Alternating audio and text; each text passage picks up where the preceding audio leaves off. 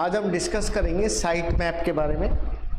Site map क्या है? Site map है कि ये हमने पहले भी इस चीज़ के बारे में हमने पढ़ा था, जिसमें हमने पढ़ा था कि XML का साइट मैप पढ़ा था हमने, और इसके अलावा जो हमारे URL होते हैं उनका साइट मैप होता है। तो मैंने उस समय भी पिछले वीडियो में भी आपको बताया था कि साइट मैप जो होता है वो होता है उसके बेसिक जानकारी देना कि भाई कौन से लिंक है, उसकी इंडेक्सिंग तैयार करना, वो होता है साइट मैप। तो साइट मैप की अगर हम लोग बात करते हैं तो साइट मैप किसी भी वेबसाइट के मैप से संबंधित होता है, जिसमें डिटेल स्ट्रक्चर होती है, वेबसाइट की होती है, सेशन के बारे में जानकारी होती है, लिंक के बारे में जानकारी होती है, और इससे सर्च इंजन दोनों की सूचनाएं देख सकता है। अब टाइप्स ऑफ साइट मैप की अगर बात करें तो साइट मैप जो है वो उसके अंदर सबसे पहली जो चीज़ है वो XML फाइल हो गया। जैसे मैंने अभी आपको बताया था शुरू में, XML फाइल इसी के अंदर शामिल रहता है। और इसी तरह से तो इसके अंदर अगर हम लोग बात करें तो इसमें सबसे पहली बात है कि फर्स्ट और सेकंड लेवल दो स्ट्रक्चर हम लोग बना सकते हैं, जिसके कारण यूज़र आसानी से इंफॉर्मेशन को क्या कर सकता है, ढूंढ सकता है। तो इसी इंडेक्स का यही फ़ायदा होता है कि एक तो सबसे पहले वेबसाइट के सभी पेजेस आप लोग शामिल कर लें, वेबसाइट का ब्लूप्रिंट बना ले। एक तरह से जैसे पेज का इंडेक्स नहीं होता आपके शुरुआत में, बुक के शुरुआत के अंदर आता है, उसे पेज इंडेक्स होता है, उसमें सबके पेज नंबर होते हैं, फिर उनकी सबकी जानकारी होती है। वो सेम ही बात होती है कि उस तरह से वो क्या करता है, काम उसके अंदर करता है, ताकि आपको जो भी सूचना ढूंढनी हो आप आसानी से ढूंढ सकते हैं। यूज़र वेबसाइट को नेविगेट कर सकता है, यूज़र साइट से संबंधित जानकारी दे सकता है, होम पेज भी सारी जानकारी मिल जाती है, तो HTML लिंक को आसानी से एक्सेस किया जा सकता है। तो प्रत्येक पेज और उसके सब पेज की जानकारी रहती है। अब दूसरा हो गया XML साइट मैप। इसकी क्या आवश्यकता रहती है? XML क्या होता है? XML भी HTML की तरह ही होता है, बस ये ज़्यादातर कॉन्फ़िगरेशन करने के लिए या कॉन्फ़िग सेटिंग देने के लिए वहाँ पे हम लोग XML का यूज लेते हैं। तो किसी भी वेबसाइट को जो कंप्लीट स्ट्रक्चर जो है वो अगर आप दिखाना चाहते हैं, एक या एक से अधिक आप एक्सटर्नल लिंक अगर आप दिखाना चाहते हैं, तब आप यूज करते हैं XML साइट मैप का। तो इसके अंदर ओपनिंग और क्लोजिंग दो प्रकार के ब्रेसेस टैग होते हैं, एक जहाँ से आपके शुरू करोगे, एक जहाँ पे आप बंद करोगे।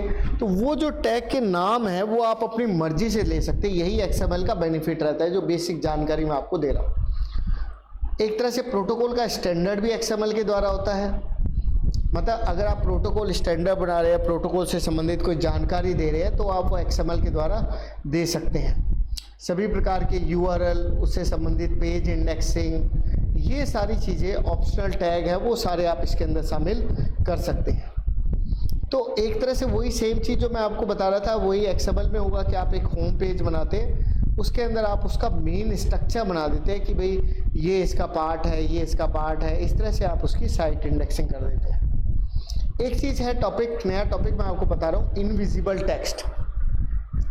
इनविजिबल टेक्स्ट एक तरह से आप ये समझे कि हिडन टेक्स्ट, एक मैंने टॉपिक आपको पहले बताया था, वो सेम ही चीज़ इनविजिबल टेक्स्ट के अंदर अपने बात करते हैं। इनविजिबल टेक्स्ट में क्या होता है, टेक्सचुअल इंफॉर्मेशन दी जाती है, जिसके अंदर सर्च इंजन के द्वारा रीड किया जाता है, जो विजिटर को दिखाई नहीं देती।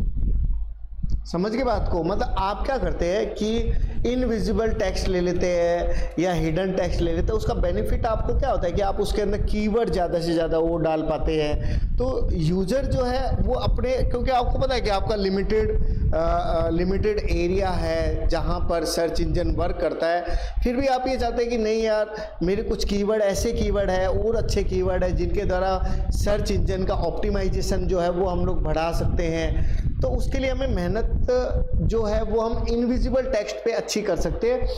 एक इससे क्या फ़ायदा होगा, एक तरह से फेक टेक्स्ट होगा ये, और पेज की रैंकिंग को भी बढ़ा देगा।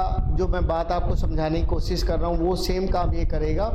एक तरह से ये ब्लैक हैट के अंदर आता है। मतलब जब आपको कह दिया कि आप इससे ज़्यादा वर्ड यूज़ नहीं कर सकते हैं, तो आप साइज़ को, मान लो आपके फ़ॉन्ट के साइज़ को एकदम 0 कर दें, या आप फ़ॉन्ट जो आपका फ़ॉन्ट है उसको हिडन फ़ॉन्ट बना दें। तो एक तरह से आप क्या कर रहे हैं, आप उसको एक बाईपास दे रहे हैं सर्च इंजन को, ताकि क्योंकि सर्च इंजन तो उस चीज़ को रीड करेगा ही करेगा, और करेगा तो एक तरह से ये सर्च इंजन के स्पैम में शामिल हो जाता है और आसानी से डिटेक्ट तो नहीं होता है, लेकिन आपकी वेबसाइट जो है वो कभी भी आपकी बैन हो सकती है। आप उसको रुकवा सकते हैं कि भाई अब आगे से आप साइट जो है वो नेक्स्ट टाइम आपकी उसमें सर्च इंजन में शामिल नहीं होगी। तो अगर ये भी है, इसीलिए ब्लैक हैट टेक्नोलॉजी में शामिल होता है। देखो ब्लैक हैट क्या है, ब्लैक हैट एक तरीका है जिसमें आप तुरंत कहीं पर आप पहुंच सकते हैं। मतलब अगर आप चाहते हैं कि भाई मेरी वेबसाइट की सर्च इंजन ऑप्टिमाइजेशन तुरंत हो जाए, तब आप क्या करेंगे, तब आप यूज करेंगे इसका, ब्लैक हैट का। लेकिन आपको लगता है कि मुझे लॉन्ग टाइम वर्क करना है, तो इस तरह की चीज़ें ना करें। कलर भी आप लोग बदल सकते हैं, ब्लैक कलर है, उसकी विजिबिलिटी हिडन भी कर सकते हैं। तो कुल मिला के चीज़ें यही है कि आप अपने कंटेंट को छुपा कर सर्च इंजन को दिखा रहे हैं। तो एक तरह से हाइड की परमिशन जो गूगल है वो दे रहा है आपको। इसका मतलब है कि हम फर्स्ट क्लिक प्री मेथड का यूज़ करते हैं, गूगल का प्रारंभिक विजिट पर ही कंटेंट को देख लेता है, लेकिन ये जो कंटेंट है ये अवेलेबल नहीं होता, लॉगिन होने पर किसी और को नहीं दिखाई देता है। ये सेम चीज़ इसमें आती है। तो ये सैम्पल प्रीव्यू के द्वारा भी होता है, पेज सब्सक्रिप्शन के द्वारा भी देखा जा सकता है कि आप पेज को सब्सक्राइब करवाना चाहते हैं तो हिडन टेक्स्ट का यूज करके भी आप सब्सक्राइब करवा सकते हैं।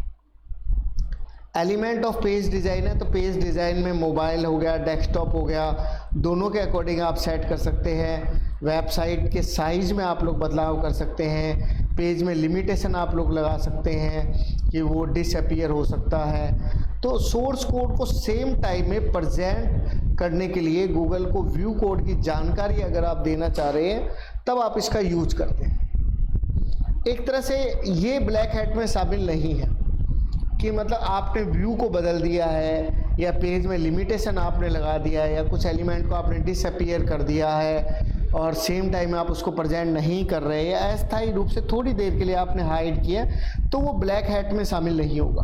क्योंकि आप उसको दोबारा से मोबाइल या डेस्कटॉप, बस ज़रूरी है कि उसके लिए आपको मोबाइल और डेस्कटॉप का एक्सपीरियंस होना चाहिए।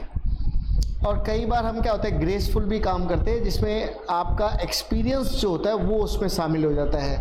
तो जैसे जैसे आपका एक्सपीरियंस बढ़ता है तो वेब ब्राउज़र में आप उसको यूज़ कर पाते हैं। ब्राउज़र इमेज, जावास्क्रिप्ट या CSS को जो है वो सपोर्ट नहीं करता है, तब आपको ब्राउज़र बदलना भी पड़ जाता है।